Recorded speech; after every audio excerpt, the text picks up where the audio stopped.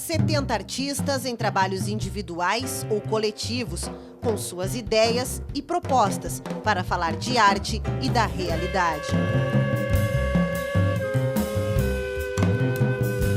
Uns querem mostrar, outros querem ser ouvidos. Durante 2 meses, 7 locais foram tomados por pinturas, fotos, instalações, provocações. Uma gigantesca mostra de arte que tomou museus, espaços culturais, igrejas e comunidades remanescentes de quilombos em Porto Alegre e em Pelotas.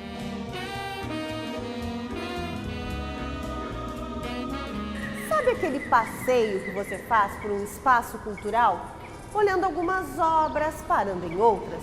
Pois é isso que a gente te convida a fazer. Vem com a gente nesse passeio pela 11ª Bienal de Artes Visuais do Mercosul. O TVE Repórter está começando agora.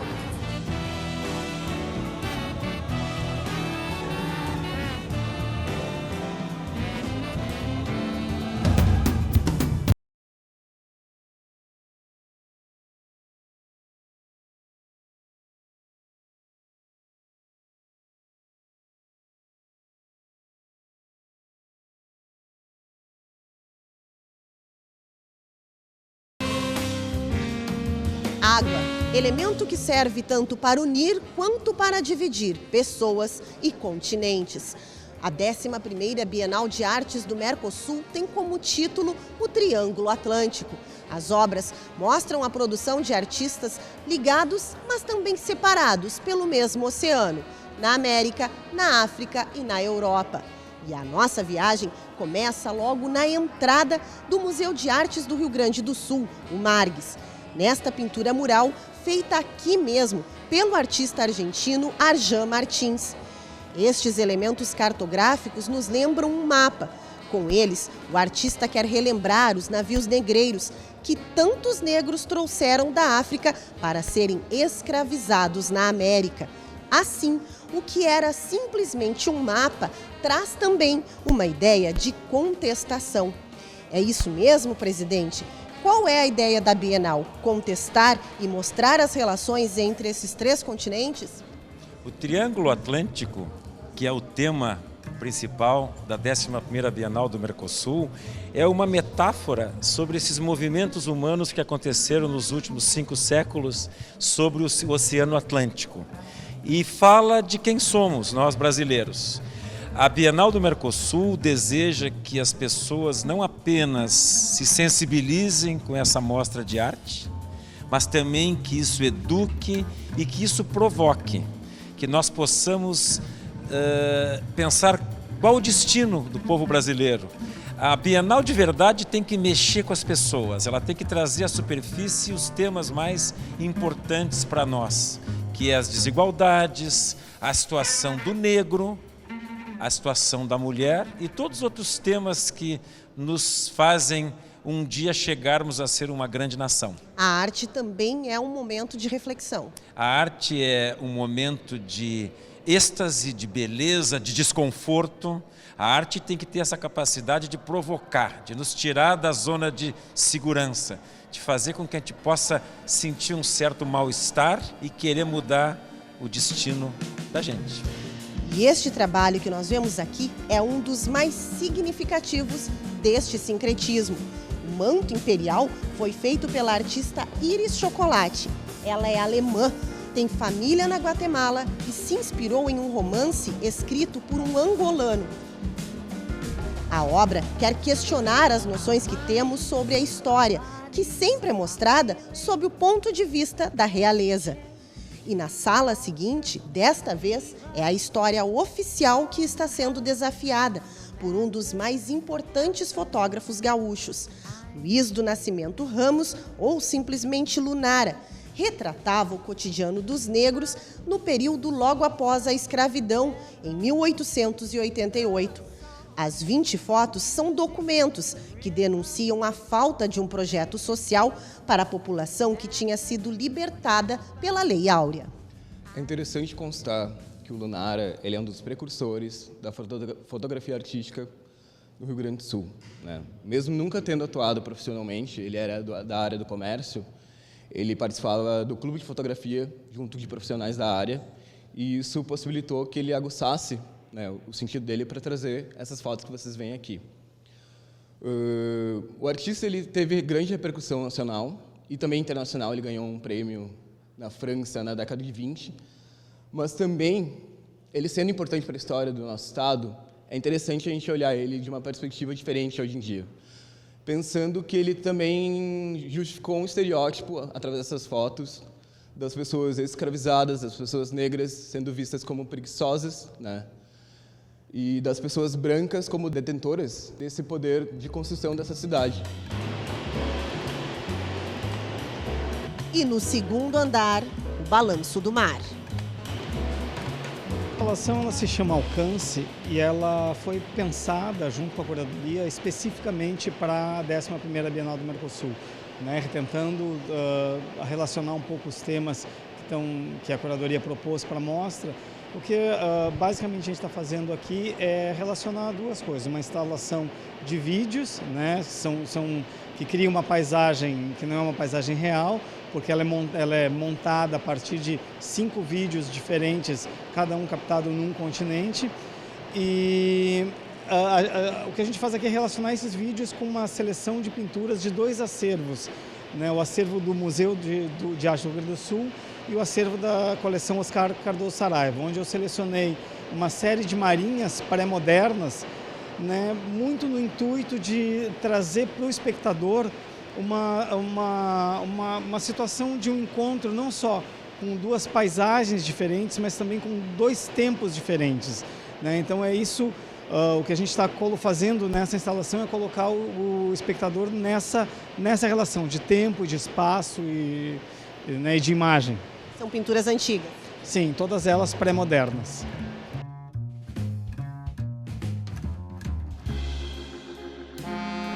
E agora nós vamos conhecer uma das obras mais novas da Bienal.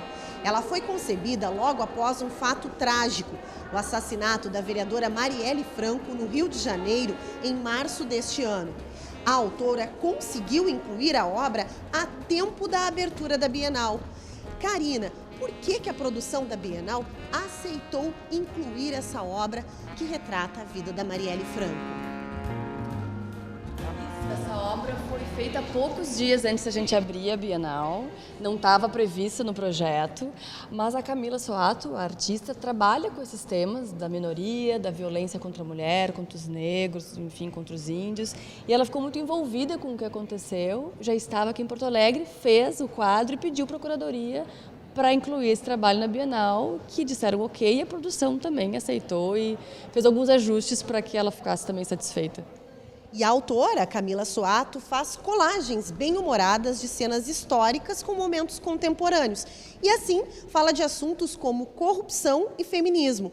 E a Camila fez a residência artística aqui em Porto Alegre, né? Isso, foi uma residência de 30 dias no Quilombo do Areal da Baronesa, que ela ensinou um pouco as pessoas a pintarem, tratando também desses assuntos do dia a dia deles, e cada participante produziu um quadro que estão expostos lá no Quilombo do Areal da Baronesa, e todo visitante pode também ir lá visitar, faz parte da Bienal. E a denúncia das violências contra a população negra também vem, é claro, do outro lado do oceano. O artista de Benin, Leonce Agbojelu, fotografou habitantes lá daquele país da África, segurando retratos dos seus antepassados que foram escravizados. De cada lado, fotos dos locais onde essas pessoas vivem. A série foi batizada de Code Noir, ou Código Negro, uma referência a um guia que trazia orientações para impor a disciplina aos negros que eram cativos. E para terminar o nosso passeio pelo Margues, vamos até uma sala com classificação indicativa para 18 anos. Aqui teremos uma das visões mais fortes das relações na época da colonização da América, nas obras do português Vasco Araújo. São esculturas que representam violências, inclusive sexuais, dos senhores contra os escravos.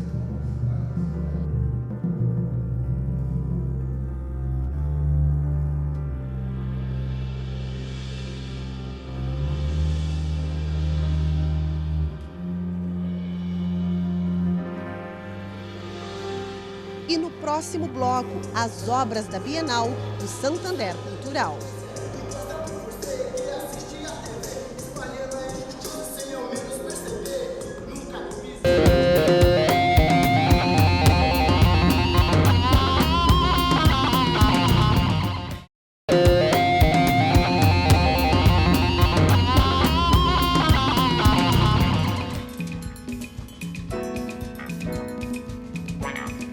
E continuamos a nossa visita à Bienal do Mercosul, conhecendo o prédio do Santander Cultural.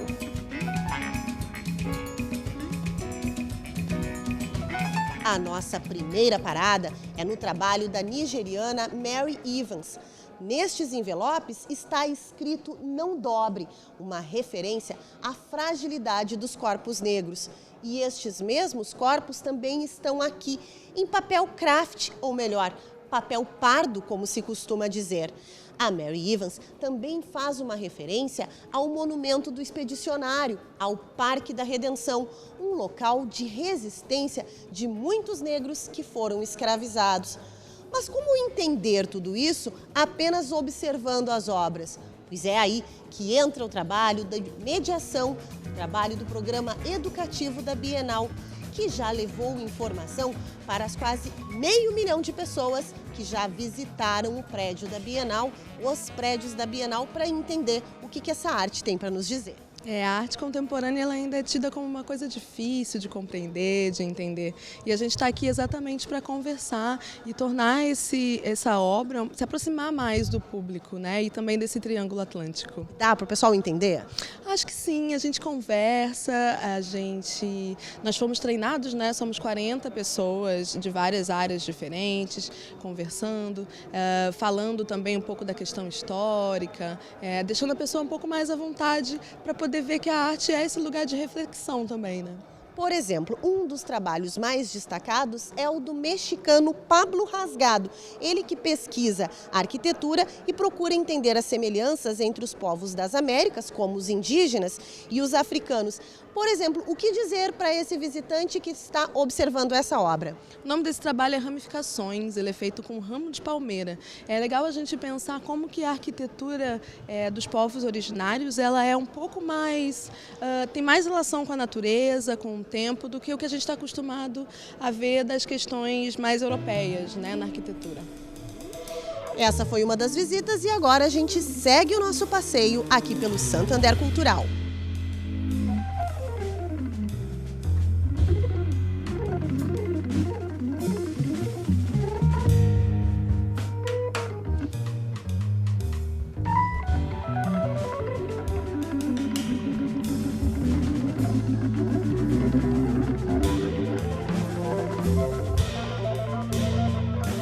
Aqui no fundo, nós vamos encontrar essas fotos das quinceneiras, que é como os cubanos chamam as meninas que fazem festas de debutantes. Elas foram fotografadas em seus próprios bairros, locais bem diferentes dos registros tradicionais das festas de 15 anos. Isso é bem evidente nessa obra, né? A gente tem essa imagem da menina com essa vestimenta de princesa que vai passar pelo rito, né? Vai se tornar uma rainha, então, né? Essa fase da menina para a mulher, que contrasta muito com esse fundo, que não é um fundo de estúdio, como normalmente acontece, e que parece até em alguns momentos que a gente pode associar a uma colagem, né? Essas meninas nesse espaço. Nem parece que elas estão nesses espaços. Não parece que elas estão nesses espaços, que é bem contrastante, né? E agora nós vamos conversar com uma visitante. O que a senhora achou? Na sua época, uma foto de 15 anos não era assim, né? Não, não tem nada a ver. Mas mostra muito a cultura do local de onde elas estão. E a manutenção, digamos assim, da cultura delas tão presente ainda. Mesmo com toda a dificuldade do país, as tradições se mantêm. O que a senhora está achando dessa visita aqui à Bienal? Muito interessante. E esse setor, principalmente, tem muito a ver com a minha profissão, que é arquitetura. Então, tem tudo a ver, a forma de construir, a analogia que se faz com as nossas tradições também. Está bem presente aqui. Tá certo. E nós vamos continuar o nosso passeio, mas lá no segundo andar do prédio do Santander.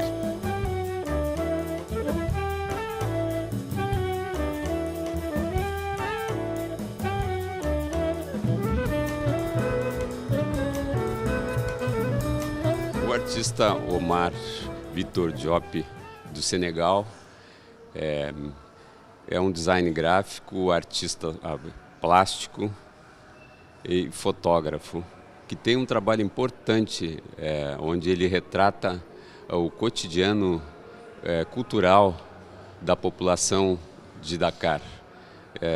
Nesta sua abordagem, ele traz todas as manifestações das tradições, dos hábitos da cultura senegalesa e, além disto, o Diop explora muito o seu trabalho dentro da arte publicitária, na arte de moda e além das artes plásticas, que é a sua área de abordagem.